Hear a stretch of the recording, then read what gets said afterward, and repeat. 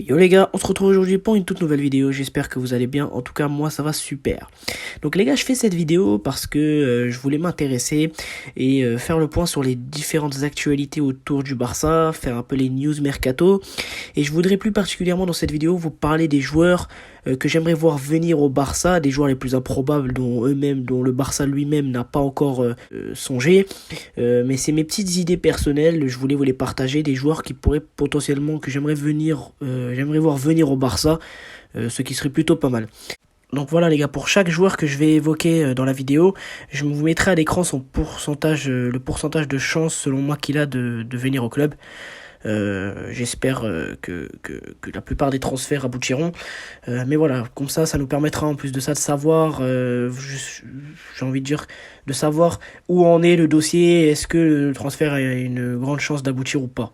Mais encore une fois, ça reste que mon avis personnel, hein.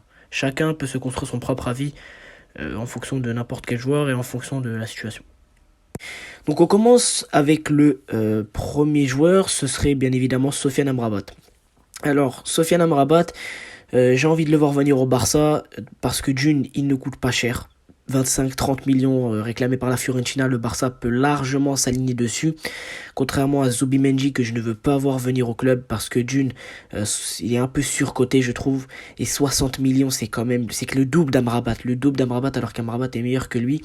Lui-même Zubimendi a annoncé tout à l'heure qu'il était plus motivé à récupérer le numéro 4 d'Ilara Mendy que le numéro 5 de Busquets. Donc là, il a clairement fait comprendre au Barça qu'il veut pas venir, et moi, ça m'arrange, je suis content, tant mieux, parce que moi, j'ai envie qu'on aille plus vers un profil comme Amrabat, à la rigueur, mettre de l'argent aussi, voilà, potentiellement sur d'autres meilleurs joueurs, mais moi, j'aimerais voir venir Amrabat parce que c'est un joueur ultra complet, j'ai pas envie de faire cette comparaison, mais c'est entre guillemets un animal sur le terrain. Amrabat, il a peur de rien, il se donne à fond, il se bat, on se rappelle de ses sauvetages salvateurs à la Coupe du Monde, même il a fait une énorme saison encore avec la Fiorentina, avec une finale de Conference League perdue.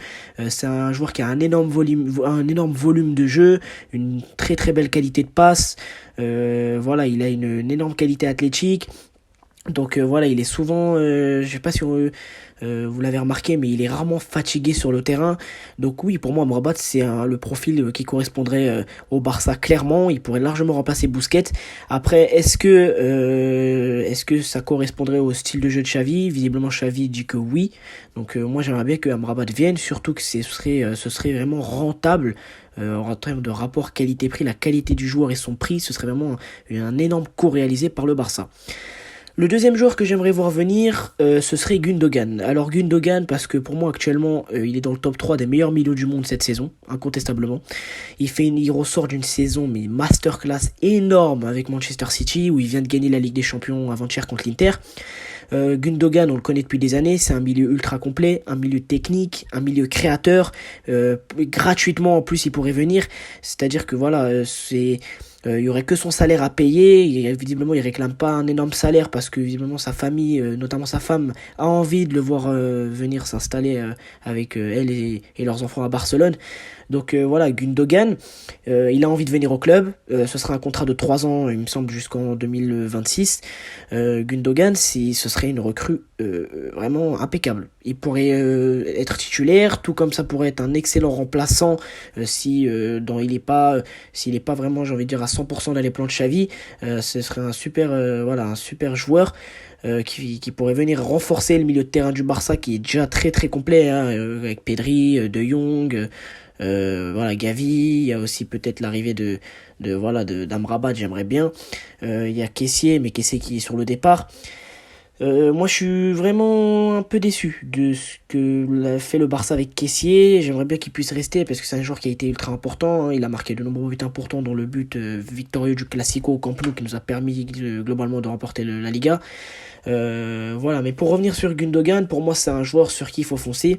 Il nous a encore montré que malgré son âge, il est encore capable de sortir des saisons extraordinaires comme celle qu'il vient de faire là avec Manchester City.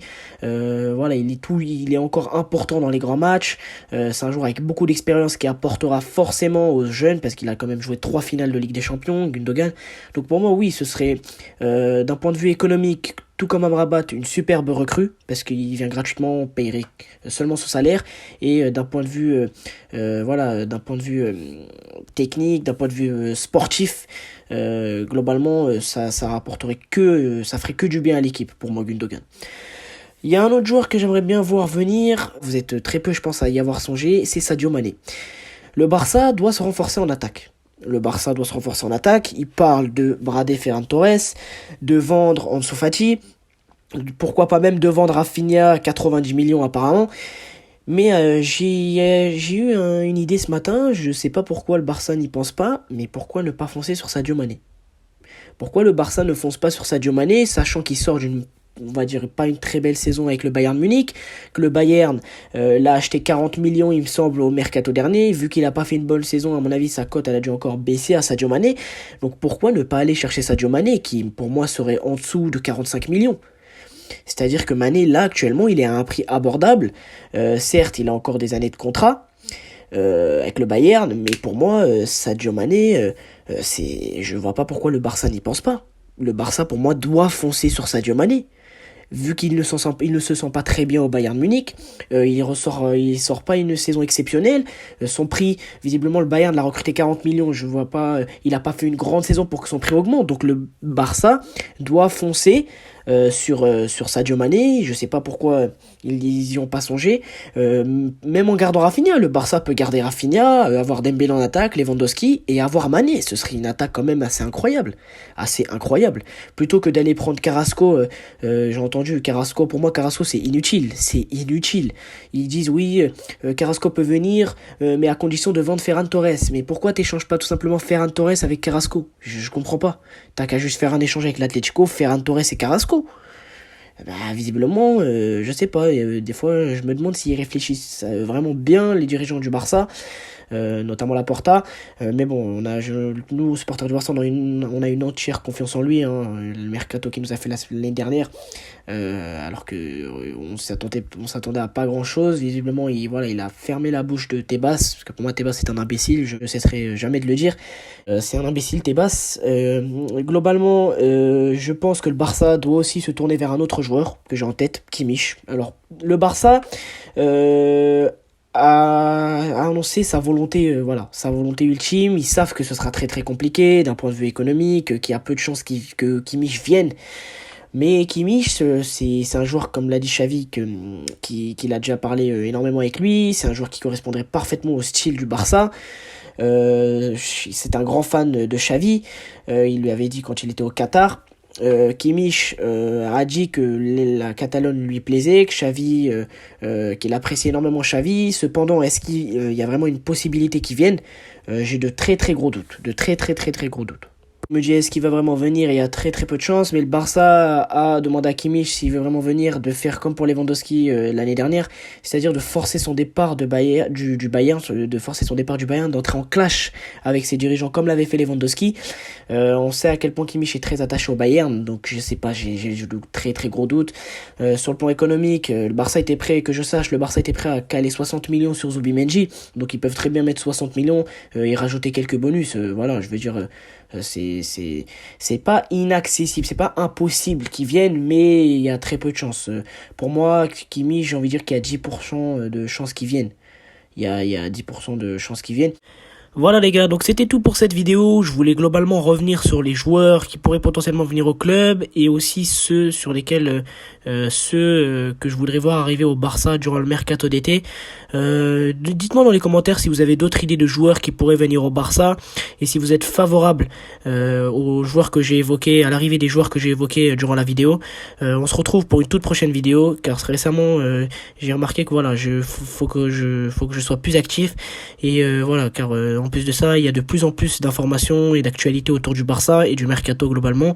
Et je voudrais, je vais enchaîner les vidéos. Je vais essayer d'enchaîner les vidéos pour pour révéler des informations et des vidéos sur l'actualité du Barça globalement et plus particulièrement sur l'actualité du foot. Voilà les gars, c'était tout pour cette vidéo. On se retrouve donc pour une toute prochaine vidéo. Je vous laisse. Visca Barça, vive le foot. Ciao.